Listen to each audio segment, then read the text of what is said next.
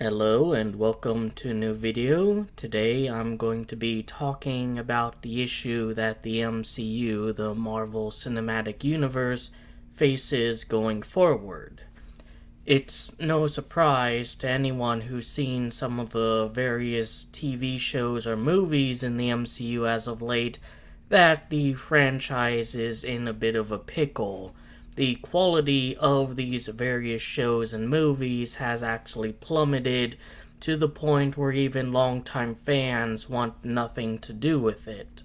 Now, if this was just a video talking about the faults and flaws of the MCU, there's multiple other videos with higher production quality by people who know far more than me talking about all of the faults and problems with what's been known as Phase 4 of the Marvel Cinematic Universe. However, one thing I'm very interested in discussing is the difficulty of unfucking the MCU. By the time Endgame was nearing, the Marvel Cinematic Universe was at a point where every film reached at least $1 billion in the box office, and naturally a company as greedy and capitalistic as Disney would want to keep that train running as long as possible. So I'd imagine that a lot of time, effort, money, manpower, everything at their disposal was done to ensure that the production of new Marvel movies and TV shows was as streamlined as possible, and this is where things start to go wrong. Because if you have a conveyor belt of content, what happens when that content's quality is bad and people start to notice? Even complete fucking normies who barely have their brains activated at any given time, let alone when sitting in a theater, start to not like what you're making. There is always doing reshoots of certain scenes, but of course that's expensive and conflicts with people's schedules. Perhaps in some future it would be possible to have an actor sort of license or rent out their likeness and voice, and using deepfake technologies and other artificial intelligence adjacent things, be able to have a guy basically of the same height and build as the actor play out certain scenes, and then in post-production put the actor's face and his voice on the body to redo a scene. But of course the technology is still primitive and early. And of course the main fact is that no amount of special effects could undo a bad script. There's no amount of CGI or reshoots that's going to make a fundamentally bad story not fundamentally bad to the point where it ends up screwing over everything. And that's precisely what Phase 4 has done. It has kind of fundamentally fucked everything the previous movies established. Disney's way of handling this seems to be just not to think about it and hope the next phase of the MCU is a little better. They're setting up this Kang character to be the next big bad, similar to how Thanos was set up in the previous phases of the MCU. But the two things that have been such a hindrance at audience investment in the Marvel Cinematic Universe are scope and stakes. In the earliest movies of the MCU, the scopes and stakes were relatively minimal. There was a hero and there was some asshole looking to do villainous stuff. But as the MCU began to progress, the scope and stakes became grander and grander. Now it's no longer a sort of mono-to-mono ordeal. Now there's aliens. Now there's alternate dimensions. Now there's these infinity stones that could warp reality itself. The stakes and scope are higher than they've ever been. So what happens after Endgame, where all the heroes band together to stop the evil alien from using reality warping artifacts to kill off everyone in the universe. Well, I guess you do it again and again and again, which seems to be the philosophy that writers have took. Because every subsequent MCU project are of similar scope and stake, to the point where it really doesn't mean anything anymore. And because you have to keep escalating shit, you end up sabotaging everything that came before it. Take the Loki TV series, for example. The Infinity Stones were the main artifact for the previous MCU movies. They were the things that characters fought hard and even died for. And then in the Loki TV series, because they need to establish this kind of meta universe that these people exist in, they need to raise the scopes and stakes higher by belittling what came before, and you end up with scenes like them establishing that Infinity Stones from various universes are effectively paperweights. Iron Man killed himself to ensure that an alien would not destroy the entire universe using these stones, and they're paperweights for this other universe. So, what does it mean for someone who might have been invested in the stories and narrative of a character who fought and perhaps even died to obtain these artifacts or keep them from getting into the wrong hands, only to then hear that in this super universe, they're collectible trash, effectively, the Funko Pops of the metaverse? Or consider the She-Hulk TV show, where in the finale, in order to unweave all the plot threads that have been kind of tangled up, She-Hulk literally breaks the fourth wall and enters our universe, so to say, and talks with the writers and then with the AI in charge of making the entire MCU. Not even a Deus Ex Machina, a Deus Est Machina. What happens when there's a movie where Kang is this super big bad who's threatening the entire multiverse, and the audience knows that they could just have She-Hulk break the fourth wall and tell God to unfuck things, tell the Marvel Cinematic Universe version of God to just have Kang shit himself to death if need be. I'm aware that in the finale, the AI said, this is the only time I'm going to do this. But this is Disney we're talking about. This is a company that gave us such hot takes like, somehow Palpatine returned. Whatever tools they have at their disposal to move the story along, they will use them regardless of the impact of quality on the current story or retroactively how it affects previous stories.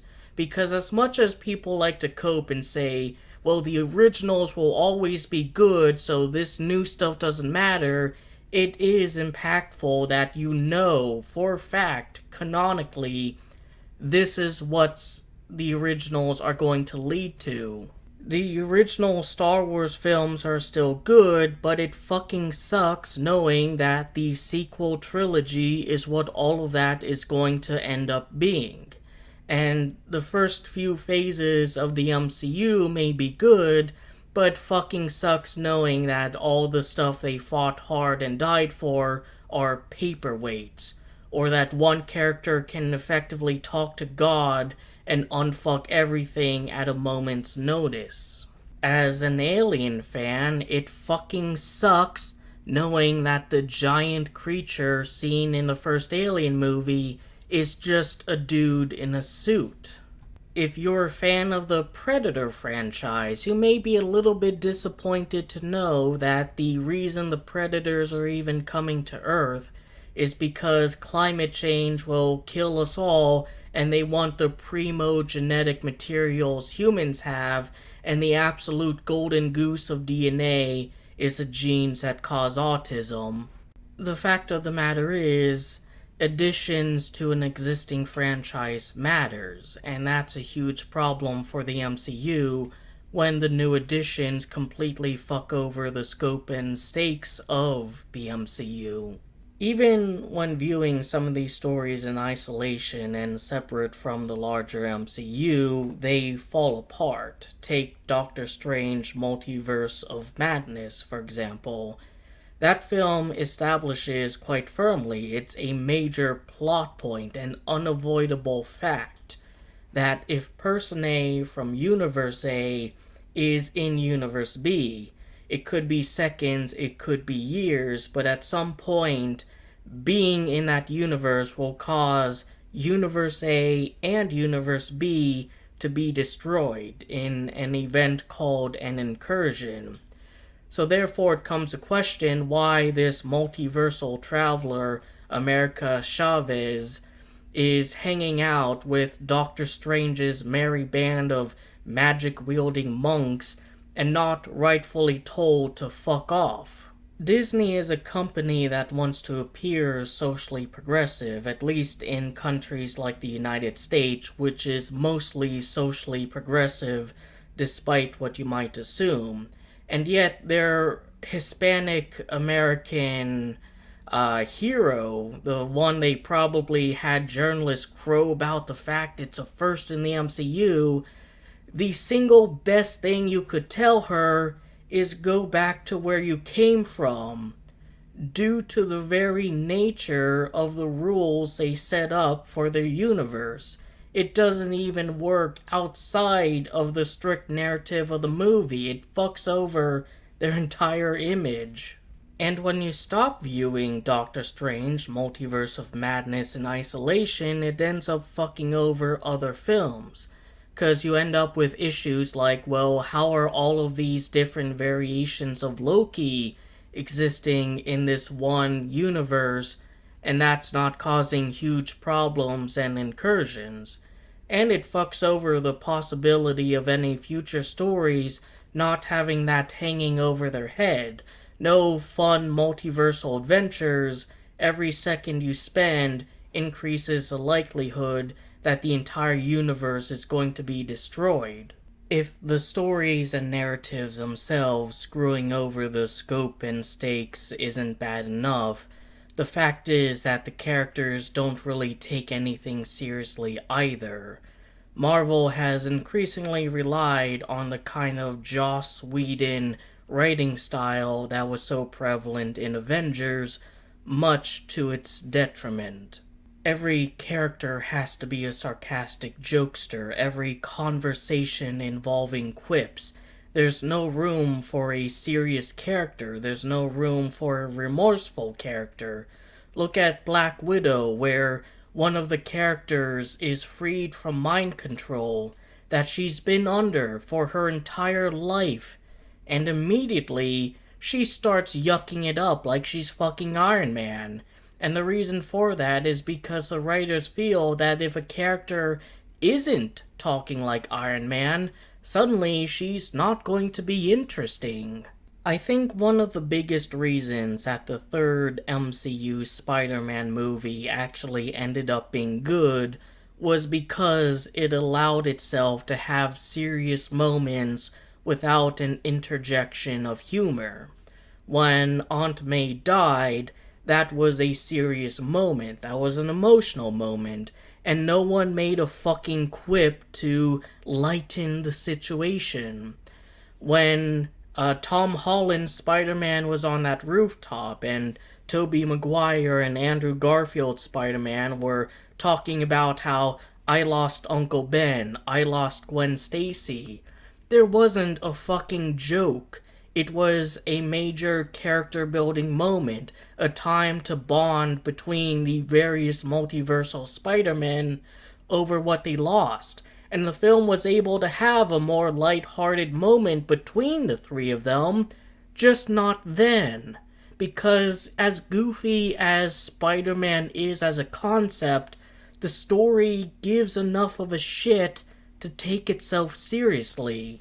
Again, think back to the Black Widow movie, where that character's talking about how her reproductive organs were mutilated, or the moment between her and her father was broken up by a goofy ass little joke. This might also be why other movies have been viewed more favorably in recent times, because of how prevalent the MCU writing style of every conversation needs a studio mandated amount of quips, like how every family road trip movie requires a scene where a goofy ass scrimblow knocks over a bunch of motorcycles and gets into a scuffle with a bunch of hardened motorcycle gang members.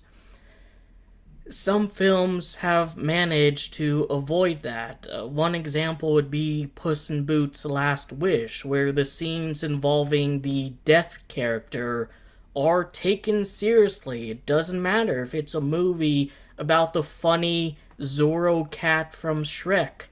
It's allowed to be serious, and that's a level of authenticity that I think audiences have been really clamoring for in this post-MCU era of cinema. When the story itself shits on the stakes and scopes of previous movies, when the characters don't take the situation they find themselves in seriously, where every single new iteration, the entire multiverse is gonna go kablooey, when one of the characters can talk to God and tell him to make the bad guy a good guy, where's there left to go for the MCU? What's there left to do? What's there to add? They could, of course, continue to churn out movies and feature more and more obscure characters from the Marvel comics, but there's nothing really to show for it anymore. They've already blew it. In addition to all of these problems, there's the ever-increasing issue of where the fuck is everyone else in regards to this cinematic universe? Where the fuck in Black Widow, for example, even if she's on the run from S.H.I.E.L.D., knowing this is a global threat that's going to impact millions of people, that could overturn the whole fucking world order, governance, whatever. Where's S.H.I.E.L.D.? Where's Captain America and Iron Man and the rest of the merry band of superpowered misfits? Is Black Widow really such a massive cunt that she would allow potentially billions of people to suffer just so she doesn't have to confront fucking Captain America again about some scuffle between the superpowered merry band of misfits? It seems so. Or similarly, is Doctor Strange really such an absolute dickhead that he's not getting the full might of the resources he has available to him by virtue of being a superpowered being who has fought along multitudes of other beings when it comes to handling multiversal matters? The more you stack things up with all these amazing characters who can do the impossible, the bigger the problem it becomes that there's not a huge ensemble of those characters in every single movie, even though that's a logical choice to do. But if you have an amazing ensemble every single movie, that will become old. It'll become even stupid, unwelcomed by the general audience. What makes sense in the story is no longer going to be something people want to see, and naturally that's going to cause a huge conflict between the fact that people care about what's in the story versus what people are just quite frankly going to get tired of being exposed to it over and over and over again. This even bleeds over into previous iterations of the MCU thanks to the addition of Captain Marvel, because when all of New York was threatened, when all of mankind was threatened, where the fuck was she? Why hasn't the properly paranoid Nick Fury called for her as some form of backup in case the Avengers aren't able to save the day? The fact of the matter is, in a cinematic universe, every addition is a risk. This isn't something you can think about a singular movie. You have to consider the logic of everything back to square one and how it all fits together, and ever more so, Disney has played fast and loose, thinking in an isolationist manner about every movie and ending up screwing over the entirety of the cinematic universe. In that regard, the Marvel Cinematic Universe may actually be truly and royally fucked, with no one left but the mindless consumers who say it's MCU so it must be good, being left to enjoy what they see on screen. It gets worse though because superhero fatigue is a thing. Guardians of the Galaxy, a C-list Marvel superhero team, did well in the box office because superhero stuff in Marvel was still novel and interesting. Eternals didn't do comparatively as well, another C-list Marvel property, and one with greater scopes and stakes than the Guardians of the Galaxy themselves. People are just kind of getting tired of superheroes. You also see this with Marvel's retarded cinematic half-brother, the DCEU. You'd be forgiven for not realizing that Shazam, or Captain Marvel as the character is actually called, but there's kind of copyright issues and stuff like that, got two sequels. One, a solo film involving the C-list Black Adam character starring The Rock, and the film that amusingly made people kind of tired of seeing him, and a proper Shazam 2 that, again, you'd be forgiven for not even realizing it's out in theaters. I certainly didn't until I was alerted about it by hearing about how no one realized it's out in theaters. The long trend of superhero movies is seemingly finally coming to an end, and being replaced amusingly by video game movies. Video game movies have always been around, but they've always been extremely shit or just kind of bad. Sonic the Hedgehog came running in and blowing people's minds by being mediocre. That's right, Sonic the Hedgehog was mediocre, was a paint-by-the-numbers family road trip film. But it surprised people by not being bad, and also by being an example of a studio actually listening to the fan base and not just dismissing them as entitled man-babies. So good job on you guys. The Super Mario Bros. Movie is set to make $1 billion, and I'll be contributing to that tomorrow, and will probably give my thoughts on it in another video. And look what's down the pipeline. There's a Five Nights at Freddy's movie coming out later this year. There's evidently going to be a Poppy Playtime movie. Markiplier is funding an Iron Lung movie. And hell, there's so many fucking Backrooms games that Kane Pixel's Backrooms movie might as well be added to the list. Even if the MCU manages to get back on its feet and unfuck itself, it's kind of too late, due to the oversaturation of superhero content, to the point where it's cliche to even ask, what if Superman, but evil? People are going to be looking for greener pastures, and it seems like video game movies, being able to be of at least middling quality, are going to be just that. And while people wanting something different is of course inevitable, it seems like the multitude of shit releases that Marvel has caused people to suffer, people who were previously invested in Marvel, has sped up that process. It went from, yeah, this is all great, but I kind of want something different, to, oh my god, can we please have something new, this fucking sucks. Perhaps if Disney really gave a shit and really made sure these movies were quality, they'd have a couple more years of mileage for this stuff. but it kind of seems like general audiences are gonna stop pretending to be comic book nerds and start pretending to be gamers.